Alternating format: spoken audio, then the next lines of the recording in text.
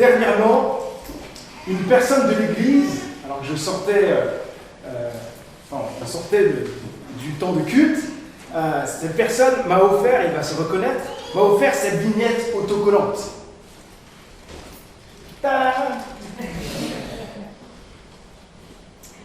We love because he first loved us. Avec ma super accent. En français, je vais le dire, c'est le verset de 1 Jean, chapitre 4, verset 19, qui dit ceci: nous aimons parce que Dieu nous a aimés le premier. Amen. Vous savez quoi? C'est le texte de notre mariage, à Fanny et moi. C'est aussi l'un des textes qui m'a le plus bouleversé, car je l'ai vécu par expérience. Oui, j'aime tellement Jésus parce qu'il m'a aimé. Son amour m'a bouleversé et continue à me transformer jour après jour. Et donc, le fait de recevoir ce texte est aussi pour moi un rappel de Dieu.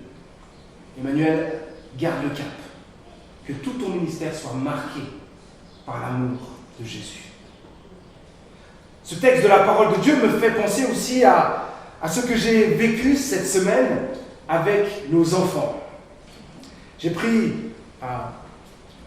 avec Fanny, avec les enfants, le soir, on prend un temps pour prier, et on ouvre la Bible ensemble, et j'explique donc le texte. Et j'ai pris le temps ce soir-là de décrire l'amour de Dieu. Et Lucie, qui aura bientôt 3 ans, dans la semaine, et qui ne comprend pas encore bien ce que cela signifie, un Dieu qui nous aime et nous qui l'aimons en retour, a dit quelque chose de très bizarre concernant l'amour de Dieu, son amour pour Dieu. Alors comme je voyais qu'elle ne comprenait pas, je lui ai demandé: est-ce que tu aimes Papy et Manu? Ou Mamio, enfin les grands-parents quoi. Ça c'est pour vous aider, parce que qui sont ces gens? Et quand j'ai dit: est-ce que tu aimes tes grands-parents? Elle a dit un grand oui. Normal.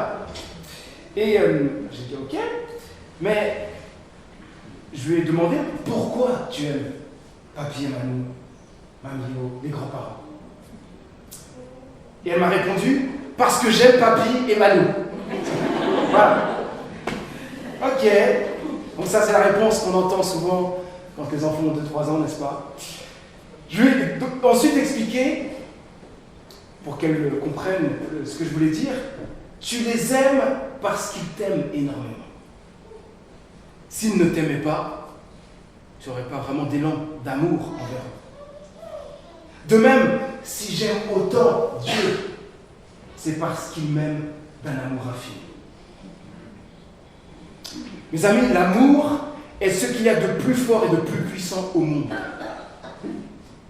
Plein de choses peuvent nous motiver, mais il n'y a pas de plus grande motivation au monde que l'amour. Et la Bible nous invite à aimer Dieu plus que tout. Pour plusieurs raisons, mais aussi parce qu'il nous a aimés. Ce matin, nous continuons notre série de messages qui s'intitule « Remettre Jésus au centre ». Le but de cette série est de nous inciter à être plus centrés sur Jésus-Christ dans l'Église, dans notre vie et dans nos relations. Ce matin, nous allons nous pencher plus particulièrement sur notre cœur. Donc, remettre Jésus au centre de mon cœur, qu'il soit au cœur de ma vie, au cœur de toute ma vie.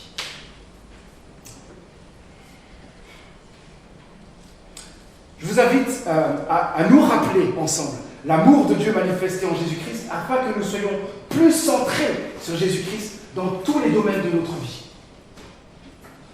Et une chose importante à souligner, savez-vous quel était l'élément clé qui a fait si souvent tomber le peuple d'Israël, le peuple de Dieu, dans le péché et l'idolâtrie?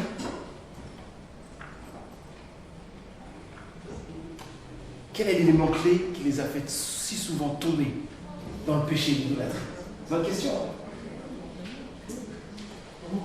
Comment? L'amour d'une femme, c'est ça? L'amour d'une femme? L'amour d'une femme? Des femmes des autres peuples. Ah, les femmes des autres peuples, donc voilà, ils se mettaient avec les autres peuples. C'était aussi l'un des éléments, il y en a plusieurs autres, oui. Le manque d'amour pour Dieu. Le manque d'amour pour Dieu, là on arrive fortement au cœur. Hein. Vous ne vous rappelez pas qu'il y a un refrain qui revient souvent? Ils ont oublié l'amour. Ils ont oublié l'amour de Dieu. Ils oubliaient Dieu. Ils se mettaient chaque fois à oublier l'Éternel. C'est le fait qu'ils n'arrêtaient pas d'oublier Dieu qui faisait qu'ils tombaient sans cesse dans le péché de l'idolâtrie. Dieu qui connaît très bien le cœur de l'homme a inspiré Moïse qui a rappelé au peuple de ne pas oublier Dieu quand il prendra possession du pays promis. Et il dit ceci dans Deutéronome 6, verset 12. Et on voit que même Moïse répète cela. Il dit « Garde-toi bien d'oublier l'Éternel qui t'a fait sortir d'Égypte, du pays où tu étais esclave. » Et quand on voit ça, on se dit « Mais c'est impossible! Un peuple qui est esclave, qui est sorti d'esclavage de manière tellement extraordinaire, n'est-ce pas? Il y a eu les fléaux, il y a eu ensuite la mer qui s'ouvre, des soldats qui sont engloutis par la mer, etc. Dieu les a nourris ensuite. Enfin, il s'est passé tellement de choses. Et pourtant, le peuple était toujours capable d'oublier l'Éternel, d'oublier Dieu. Mais ce n'est pas que pour le peuple d'Israël, mes amis. C'est une tendance humaine. Et il faut oser dire, c'est ma tendance. C'est notre tendance à tous. Et donc voilà pourquoi je vous invite maintenant à lire un court texte qui expose des vérités profondes que nous avons besoin de nous rappeler pour mener une vie centrée sur Jésus-Christ. Je vais lire maintenant Tite, chapitre 2, verset 14. Je vous laisse le temps d'ouvrir vos Bibles dans Tite, dans le Nouveau Testament, la deuxième partie de la Bible, proche de la fin. Tite, chapitre 2, verset 14.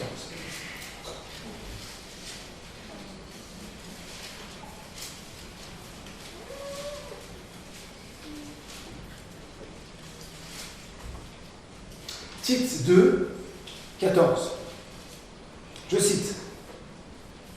Il, on parle de Jésus, s'est livré lui-même pour nous, afin de nous délivrer de toute désobéissance et de faire de nous, en nous purifiant ainsi, un peuple qui lui appartient et qui mette toute son ardeur à accomplir des œuvres bonnes. Amen. Dans ce texte, Paul mentionne que Jésus s'est livré pour nous. Et ensuite, il dit pourquoi Jésus s'est donné pour nous. Être plus centré sur Jésus-Christ, je le rappelle, c'est de nous, enfin je le redis, c'est de nous rappeler sans cesse des vérités profondes. Et les vérités importantes, c'est que Jésus-Christ est mort pour nous. Et c'est aussi de nous rappeler tout ce que cela signifie. Donc je vais donner maintenant plusieurs points sur ce texte. Pour vivre une vie centrée sur Jésus, nous devons nous rappeler que Jésus, ou plutôt nous rappeler, premièrement, que nous sommes graciés par l'œuvre de Jésus-Christ, mort et ressuscité. Nous sommes graciés. Je relis Tite 2, 14. Il s'est livré lui-même pour nous. L'apôtre Paul, un homme touché par la grâce de Dieu, qui était avant persécuteur et ensuite est devenu martyr pour Jésus. Cet homme s'adresse à Tite, son proche collaborateur qui l'aide dans son ministère auprès des églises de Crète. Dans Tite, chapitre 1, verset 5, Paul dit à Tite « Je t'ai laissé en Crète pour que tu achèves de mettre en ordre ce qui est resté en suspens et que tu établisses dans chaque ville des responsables dans l'Église en suivant les directives que je t'ai données. » Juste à lire cela, on se dit, Tite a de lourdes responsabilités. Pour l'équiper, Paul va lui donner plusieurs recommandations pour son ministère et aussi pour les différents groupes qui composent l'Église de Dieu. Mais si Paul s'arrête aux recommandations qu'il donne, il manquerait à sa mission. Paul ne laisse pas Tite et l'Église avec un tas de recommandations, un tas de règles à suivre, à appliquer. Mais il les amène à celui qui est capable de les transformer pour vivre pleinement ces recommandations. Il les amène à Jésus-Christ, notre Sauveur. Mes amis, une vie centrée sur Jésus ne se résume pas à suivre un ensemble de règles, mais consiste à vivre une vie transformée par l'amour de Jésus-Christ et par son sacrifice pour nous. Dès le début de ma vie, ma relation avec Dieu, quand j'ai connu Jésus-Christ, c'était tellement fort, j'étais ce qui me poussait à exprimer mon amour pour Dieu, c'était son amour. Mais petit à petit, je suis tombé dans quelque chose de mauvais. C'est que, à un moment donné, dans ma vie chrétienne, la vie chrétienne elle-même se résumait à une liste de choses à faire, plutôt que à l'intimité avec Jésus, à une intimité où j'expérimente sans cesse son amour et sa grâce, et où ce que je fais pour lui n'est rien d'autre que de la reconnaissance pour ce qu'il a fait pour moi en Christ. Nous devons nous rappeler cela ce matin. Nous sommes sauvés par Jésus-Christ et son salut doit être toute notre motivation, son amour, sa grâce. C'est fou, cette vérité du verset 14. Jésus a donné sa vie pour nous. En lisant les évangiles, certains pensent que Jésus a juste été mis à mort. Mais à plusieurs reprises, la Bible et Jésus lui-même ont affirmé qu'il est venu sur terre précisément pour mourir pour nous. Ce n'était pas un accident de parcours. La mort était au programme. Par exemple, en parlant de lui-même, Jésus a dit à ses disciples dans Marc chapitre 10, verset 45, « Le Fils de l'homme n'est pas venu pour se faire servir, mais pour servir lui-même et donner sa vie en rançon pour beaucoup. » Jésus parle de lui-même. Je suis venu ici pour servir et donner ma vie en rançon pour beaucoup. Imagine un peu. Le Dieu de l'univers tout-puissant qui a créé le ciel et la terre est devenu un être humain comme toi. Il est venu sur terre précisément pour servir et mourir pour toi. Il est mort à ta place, de la mort que tu mérites. C'est fou. La grande question, c'est mais pourquoi a-t-il fait cela? Pourquoi est-il venu mourir pour chacun de nous? Quel était l'élan de son cœur? Dans Tite 2, juste les versets plus haut, verset 11, on est dans un tournant dans la lettre de Paul où il dit ceci: « En effet, la grâce de Dieu s'est révélée comme une source de salut pour tous les hommes. » La grâce de Dieu. Dieu est venu sur terre par Jésus-Christ pour mourir d'une mort atroce parce qu'il est lui-même un Dieu de grâce. Il est venu nous faire grâce pour nous sauver de nos fautes et de l'enfer. Dieu a manifesté sa grâce parce qu'il nous aime malgré nos fautes. Il n'y a rien de mérité ici. Tout ce que nous pouvons vivre avec Dieu, nous ne pourrons jamais ajouter un brin de quelque chose que nous pourrions faire. Tout est grâce. Peut-être que tu n'es pas croyant et que tu as l'impression que ce que je dis ne te concerne pas. Mais si, ça te concerne. Que tu le veuilles ou non, et que tu l'acceptes ou non, Jésus-Christ est venu sur terre précisément pour mourir pour toi.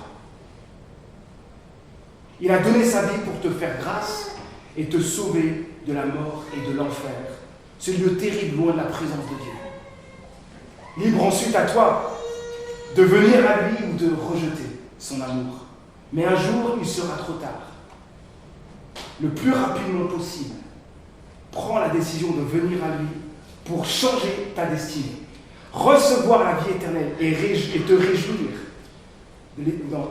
dans l'éternité, dans la présence de Dieu. En parlant de ce que je viens de mentionner, dans ce premier point, nous sommes graciés. Je suis en train de dire une chose ici. N'oublions jamais la mort de Christ pour nous. Et ne faisons pas de ce message, voilà, je l'entends tous les dimanches, je me suis habitué, et d'un coup on est devenu insensible à ce message. Si vous voyez dans votre cœur que vous manquez de sensibilité face au message de la croix, demandez à Dieu son aide. Passez du temps à relire les évangiles. Louez Dieu pour la croix. Regardez l'évangile. Fixez vos yeux sur Jésus. Rappelez-vous l'évangile. Adorez Dieu pour ça. Afin de réchauffer dans votre cœur. Je sais, une image me vient à l'esprit. On habitait à la rue Albert le Petit avec Fanny. Et la maison dans laquelle nous étions, il y avait une cheminée. Et donc, il fallait acheter les bûches, tout ça. Enfin, il y en a qui connaissent ça. Et donc, on avait le plaisir d'acheter les bûches. On avait un camion qui arrivait et on entendait un gros bruit avec toutes les bûches à devoir entrer à l'intérieur au niveau il y avait un garage, il fallait aller jusqu'au fond pour mettre les bûches et les mettre bien comme il faut. Donc, moi, j'avais cette lourde tâche. Mais voilà, le gros plaisir, pour ceux qui connaissent, c'est d'être devant le feu et se faire plaisir là, quand il fait froid dehors. Oh, c'est bon ça. Mais il suffit de s'éloigner du feu pour avoir un peu plus froid, n'est-ce pas? Mais plus je m'approche du feu, et plus je vais me sentir bien, être dans la chaleur. En tout cas, sentir cette chaleur. C'est exactement ça l'évangile. L'évangile, si vous sentez que vous êtes éloigné, rapprochez-vous un peu plus. Vous serez encore plus réchauffé dans votre cœur par la présence de Dieu, son œuvre de salut. Deuxièmement, pour vivre une vie centrée sur Jésus, nous devons nous rappeler que nous sommes libérés de l'esclavage du péché. L'apôtre Paul a dit ceci, il s'est livré lui-même pour nous afin de nous délivrer de toute désobéissance. C'est comme ça qu'il le mentionne. Cette suite nous explique pourquoi Jésus a donné sa vie et nous a fait grâce. Nous sommes tous désobéissants à Dieu. Personne ne peut dire non à cela. Nous sommes tous désobéissants à sa volonté parfaite pour nous, à ses commandements pleins d'amour. Désobéir à Dieu, c'est choisir de vivre notre vie sans lui, rejeter Dieu, rejeter son amour pour nous, être ingrat au plus haut point vis-à-vis de Dieu qui nous a créés et à qui nous devons tout. Peut-être que vous vous dites que nous ne sommes pas si mauvais que cela et que le péché n'est pas si grave que cela. Ce n'est pas grand-chose. Vous dites que la désobéissance envers Dieu ne devrait pas nous faire mériter l'enfer. Il est important alors que vous compreniez ceci. Le moindre péché que nous faisons a de graves conséquences. Il n'a suffi que d'une désobéissance pour entraîner toute l'humanité dans le péché. Il n'a suffi que d'un fruit défendu pour être séparé de Dieu. Il n'a pas fallu très longtemps pour qu'une personne soit jalouse au point de tuer son frère, juste après Adam et Ève. Vous vous rappelez qui c'est? Caïn et Abel. Le péché n'est pas quelque chose d'anodin. Le péché est comme un petit feu qu'on allume dans une forêt très sèche. Qu'est-ce qui se passe? Ça brûle tout. Mais le pire n'est pas le fruit du péché, qui est tricher, mentir, etc. Mais sa racine. Péché, c'est comme cracher au visage de Dieu. C'est comme piétiner ses commandements. C'est comme rejeter son immense amour pour nous. C'est nous détourner de celui qui a tout fait pour que nous existions, pour que nous soyons pour que nous ayons cette grâce de pouvoir venir à lui par Jésus-Christ. Dieu ne peut voir le péché, ni le supporter. Nous méritons tous d'être séparés de lui pour l'éternité. Un bon comportement ne nous fera ni mériter le ciel, ni sortir de l'enfer. Voilà pourquoi il est indispensable que Dieu fasse quelque chose pour nous. Pour que nous soyons pardonnés de nos péchés et libérés de l'esclavage du péché. Dans Hébreux, chapitre 9, verset 22, il est écrit « Il n'y a pas de pardon des péchés sans que du sang soit versé. » Il était donc indispensable que Jésus meure et que son sang soit versé pour toi, pour moi, afin que nous soyons pardonnés. Quelle bonne nouvelle! Jésus a tout accompli par son sacrifice à la croix. Nous pouvons expérimenter son pardon et marcher en nouveauté de vie. Mais, nous qui avons placé notre foi en Jésus-Christ, sommes-nous encore esclaves du péché? Soyons honnêtes ce matin, avec nous-mêmes et devant Dieu. Sommes-nous esclaves de certaines choses dans notre vie?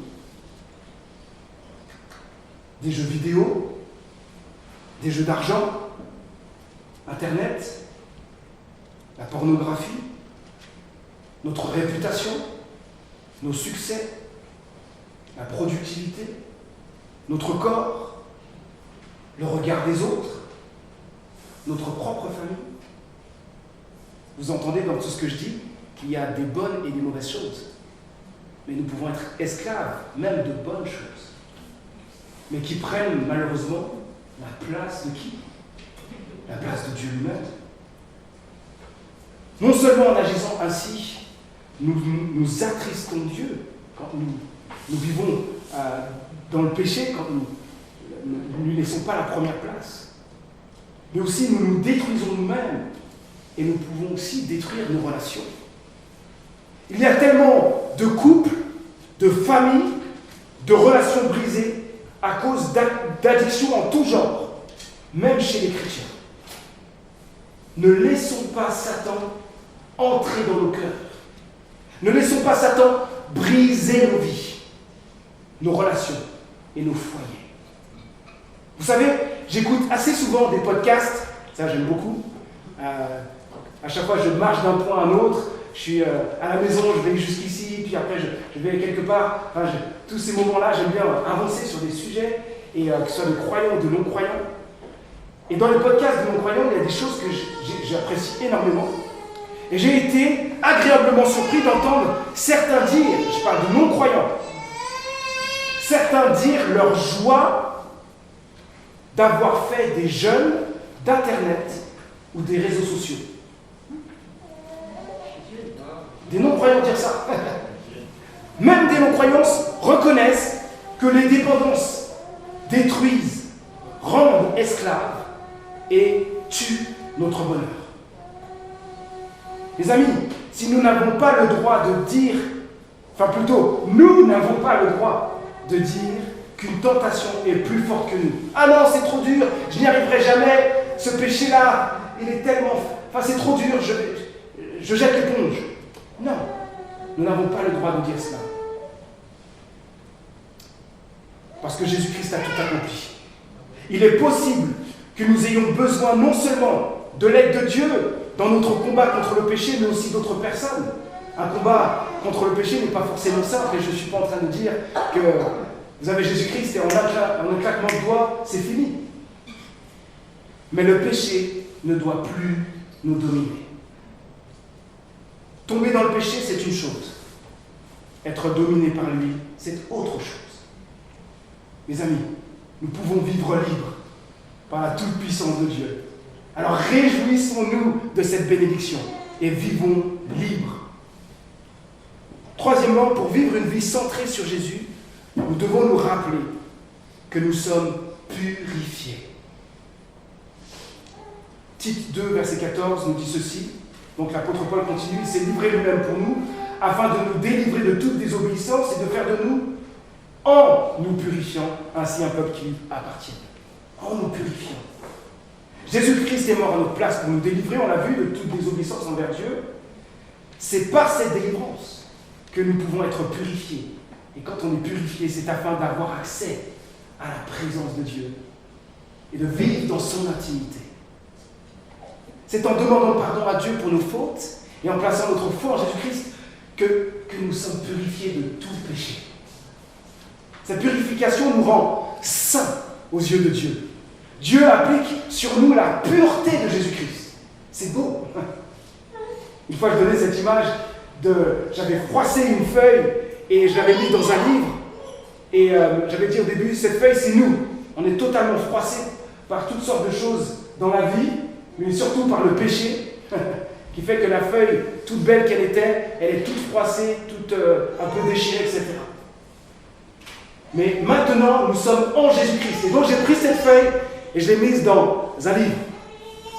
Et Dieu, quand il nous voit, il ne voit plus ce papier tout détruit, déchiré, mais il voit ce livre tout propre, parce qu'il nous voit au travers de Christ. Une telle image aide à voir ce que je suis en train de dire. Dieu nous voit au travers de Jésus.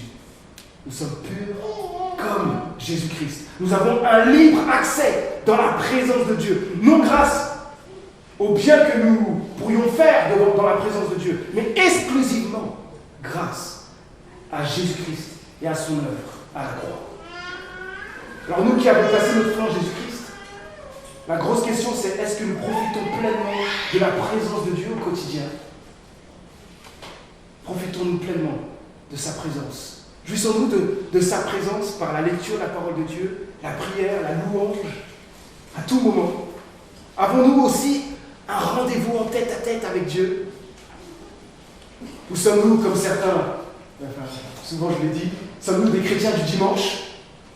C'est-à-dire, on vient juste au culte, on reçoit ce qu'on nous donne, et puis tout le reste de la semaine, il n'y a pas de prière, il n'y a pas de lecture de la Bible, il n'y a pas de temps, en fait, de relation avec Dieu. Mes amis, si Jésus-Christ, par son sacrifice, nous a purifiés pour nous permettre d'accéder à la présence de Dieu, réjouissons-nous pour cette grâce imméritée. Et maintenons-nous dans la pureté, dans sa présence. Et jouissons aussi, oui, de sa présence. Nous avons un libre accès dans sa présence. Je finis avec ce 4e point. Pour vivre une vie centrée sur Jésus, nous devons nous rappeler que nous sommes le peuple de Dieu qui lui appartient éternellement. Il écrit que Jésus a fait de nous, en nous purifiant ainsi, un peuple qui lui appartient, dans Tite 2, 14. C'est l'une des vérités les plus extraordinaires. Le peuple d'Israël comprenait bien qu'être le peuple de Dieu, c'est un immense honneur. Est-ce que nous comprenons cela ainsi? C'est une bénédiction sans égale d'appartenir à Dieu. C'est comme si, d'un coup, vous apparteniez à un peuple royal. D'un coup, vous passez de pauvre et insignifiant à riche et totalement considéré et aimé. Si vous avez placé votre foi en Jésus-Christ, toutes les richesses du royaume de Dieu vous appartiennent. Quel changement de statut! Quel honneur! Quel immense privilège! Appartenir à Dieu, c'est un privilège et un honneur qui nous fait. Et nous regardons devant, car bientôt Jésus-Christ reviendra pour nous prendre avec lui dans son royaume. Nous vivrons en son paradis où il n'y aura plus de mal, plus de souffrance, mais un bonheur parfait dans la présence de Dieu pour l'éternité. Je vais maintenant résumer ce que nous avons vu jusqu'à maintenant. Pour vivre une vie centrée sur Jésus, nous devons nous rappeler que nous sommes graciés, libérés de l'esclavage du péché, purifiés, et aussi que nous sommes le peuple de Dieu qui lui appartient éternellement. Toutes ces vérités nous amènent à vivre la fin du verset 14. Je recite, « Il s'est livré lui-même pour nous, afin de nous délivrer de toute désobéissance et de faire de nous, en nous purifiant ainsi, un peuple qui lui appartienne et qui mette toute son ardeur à accomplir des œuvres bonnes. » Toutes ces vérités doivent nous pousser à brûler de zèle pour notre Dieu, à être très fortement désireux de faire ce qui plaît à Dieu, à être toujours prêt à réjouir le cœur de Dieu? Est-ce notre attitude de chaque jour? Est-ce que nous nous sommes refroidis dans notre zèle pour Dieu? Est-ce que le virus, la situation actuelle nous a refroidis dans notre zèle pour Dieu, pour œuvrer pour lui? Est-ce que d'autres circonstances, nous ont refroidis? Si nous manquons de zèle pour Dieu, demandons-lui pardon. Demandons-lui d'agir par son esprit. Et commençons à nouveau à nous réjouir en Jésus-Christ, qui a donné sa vie pour nous. Et il nous a fait grâce. J'aimerais finir avec une citation d'un livre qui m'a marqué. Ce livre s'appelle Grâce infinie, du pasteur Brian Chappell. Il a écrit ceci: l'immense grâce de Dieu envers nous crée en nous un immense amour pour lui, si grand que nous voulons lui plaire et l'honorer. Sa miséricorde envers nous provoque une telle vague de gratitude que nous désirons vivre pour lui. L'amour nous presse. Mes amis, chaque jour, laissons le sacrifice de Jésus-Christ toucher nos cœurs. Chaque jour, laissons le sacrifice de Jésus-Christ orienter notre vie. Chaque jour, laissons le sacrifice de Jésus-Christ façonner nos pensées et nos choix. N'oublions jamais l'immense grâce de Dieu envers nous pour mener une vie centrée sur Jésus-Christ. Je vais prier. Notre Dieu, pardon pour toutes les fois où notre passion pour Jésus-Christ a diminué. Pardon pour toutes les fois où notre zèle pour œuvrer pour toi, par amour pour toi, s'est refroidi. Notre Dieu, nous voulons être plus centrés sur Jésus et ne jamais nous écarter de toi. Aide-nous à ne pas oublier les vérités profondes de l'évangile de Jésus-Christ. Père, que la mort de Jésus-Christ ne soit pas juste quelque chose qu'on a l'habitude d'entendre au point de devenir insensible. Que la mort de Jésus-Christ pour nous continue à nous toucher et à nous émerveiller pour te servir toujours plus. Aide-nous à nous rappeler sans cesse que nous sommes graciés, libérés de l'esclavage du péché, purifiés, et aussi que nous sommes ton peuple qui t'appartient éternellement. Seigneur, que nous veillons à être un peuple, une église zélée pour les bonnes œuvres, parce que nous sommes tellement légers par Jésus. Nous voulons lui exprimer tout notre amour. Merci pour ton œuvre en nous et au travers de nous.